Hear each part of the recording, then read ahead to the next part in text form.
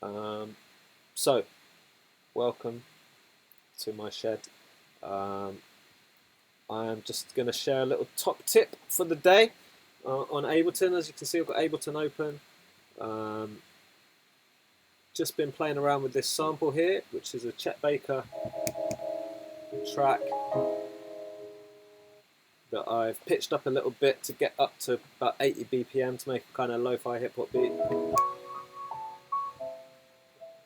Lovely bit of jazz piano. It's just from the intro of a Chet Baker tune. So I've already made a little loop using the sample that I've chopped up here.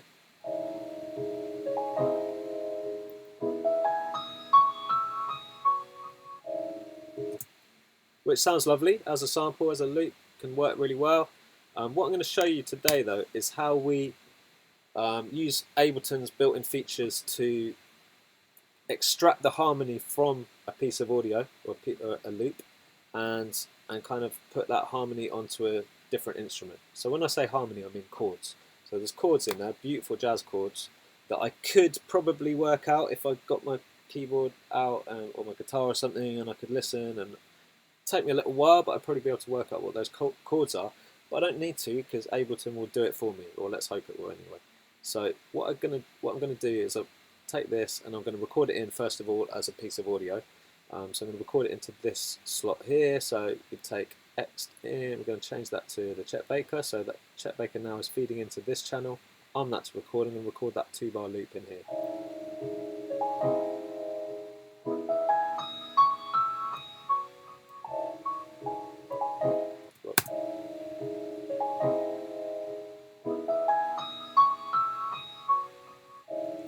So we've got that now as a piece of audio in here. This is just part of the process. So now what I'm going to do is right click on the audio itself, and I'm going to convert harmony to new MIDI track. So that's just by right clicking. You can control click, right click, use a double finger on the trackpad on a Mac, convert harmony to new MIDI track here.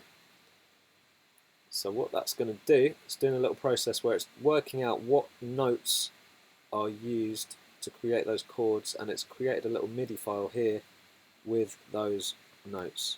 I'm going to move my head out of the way.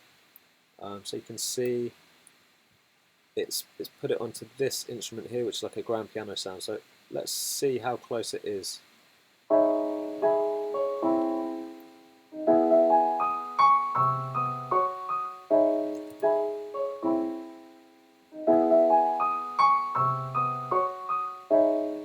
Sounds pretty good. There's a couple of dud notes here. There's this bass note here that doesn't want to be there.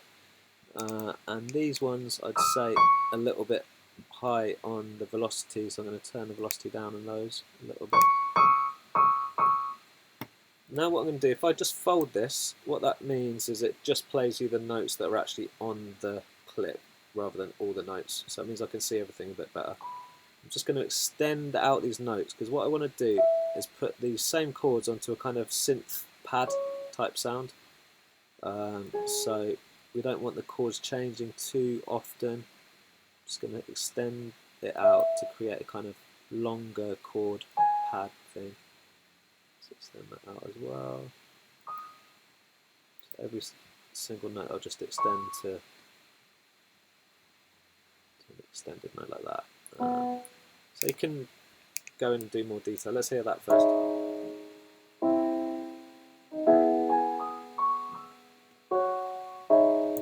Nice. So what I'm going to try is just put this same sound on a analog synth. So this is a synth I use quite a lot. Default sound here is these kind of sawtooth synth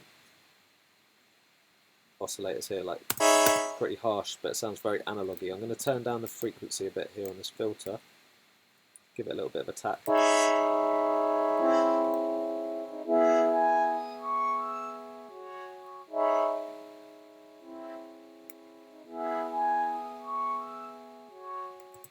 So that on its own sounds alright. Let's hear how it sounds alongside the sample.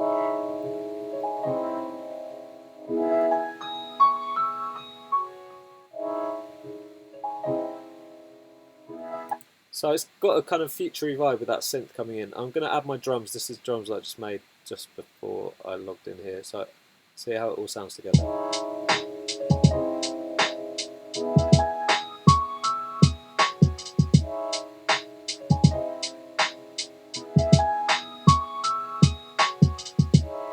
Not bad.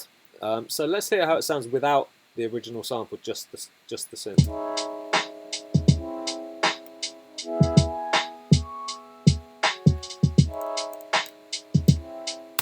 I think it sounds alright. I'm going to try something else as well. For this kind of music, it's quite nice to use a Rhodes. So I'm going to just turn that one off a second. I'm going to find a Rhodes sound. In Ableton, there's this one called Old School Rhodes, spelt Rhodes like a road. So I'm going to run that same thing through this.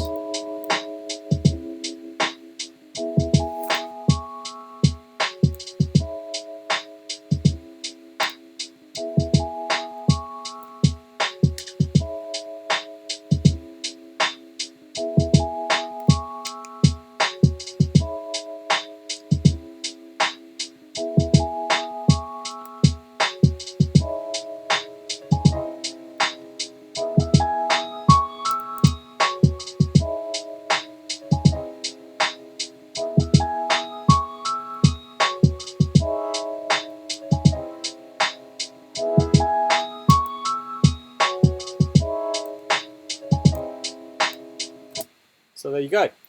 I think that worked pretty well. Obviously, I could just get rid of the sample altogether. Just run it like that.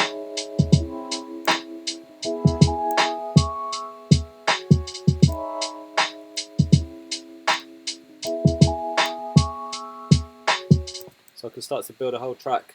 Forget about Chet Baker. Forget about all of that. No one's ever going to sue me for using the sample. But I've extracted the chords, and you know, could come up with some other ideas to build on top of that. But it's a really nice place to start sometimes if you're struggling to find chord progression, you just end up playing the same old chords in a standard way.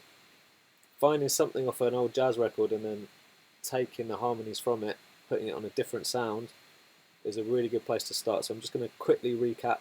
So we've got the audio, recorded it in as audio, right click on that, convert harmony to new MIDI track. That creates this MIDI track. Go in and then you can edit that however you want. Remember, we folded it to get at the notes that are there. Also, if you wanted to then play other instruments on top, you know, we can look at this now. We can look at the chords that are there and work out what's actually going on, what notes are in there. I'm not going to do that right now, but we can quickly work that out if I wanted to play something on the guitar or something like that as well. So it's all there. So yeah, hope you enjoyed my top tip of the day.